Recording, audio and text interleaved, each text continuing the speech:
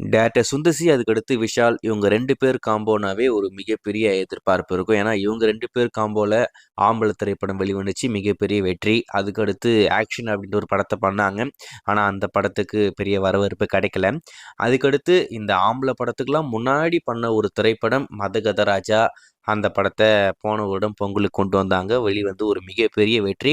So, இந்த வெற்றிக்கு அப்புறமா மீண்டும் இந்த காம்போல ஒரு படம் பண்ணலாம் அப்படின்னு சொல்லிட்டு ஆசைப்பட்டு சுந்தர்சி டைரக்ஷன்ல விஷால் ஒரு படம் பண்றாரு அப்படின்ற மாதிரி ஒரு தகவல் வெளிவந்தது. நீங்க பார்த்துருப்பீங்க நம்புறேன். இப்போ அதனுடைய அஃபிஷியல் அப்டேட் வெளிவந்திருக்கு. அதாவது இன்னைக்கு ஈவினிங் அந்த படத்துடைய அஃபிஷியல் ஃபர்ஸ்ட் லுக்க ஐ மீன் டைட்டில் லுக்க ரிவீல் பண்ண போறாங்க அப்படின்ற மாதிரி சொல்லியிருந்தோம். இப்போ தமிழ் சினிமா மட்டும் இல்லாம இந்த இந்தியன் சினிமாக்கே கொஞ்சம் புதுசா வந்திருக்கிற ஒரு ட்ரெண்ட் என்னன்னா, அந்த டைட்டில் ப்ரோமோவோட அந்த அப்டேட் கொண்டு வரது. அந்த விஷயத்த ஃபர்ஸ்ட்டு நம்ம லோகேஷ் தான் ஸ்டார்ட் பண்ணி விட்டாப்ல. ஸோ, அதை இப்போ எல்லாருமே தொடர்ந்து பண்ணிக்கிட்டு இருக்காங்க.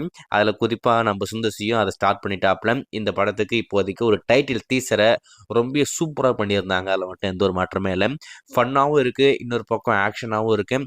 ஸோ, ஒரு பயங்கரமான ஒரு ஃபேமிலி என்டர்டெய்னராக இந்த படம் இருக்கும் போல இருக்குது. அது மட்டும் இல்லாமல் நம்ம விஷால் அவருடைய கெரியர்லேயே ஒரு மோஸ்ட் வயலண்ட் திரைப்படமாக இந்த படம் இருக்கும் போல. ஏன்னா வயலன்ஸ் ரொம்ப பயங்கரமாக இருக்கு.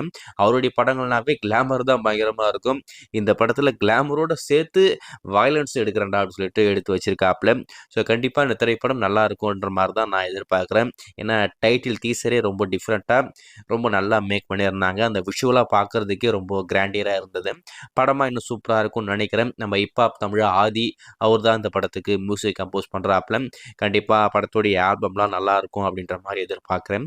அது மட்டும் இல்லாமல் இந்த படத்துக்கு புருஷன் அப்படின்ற மாதிரி தலைப்பு வச்சுருக்காங்க.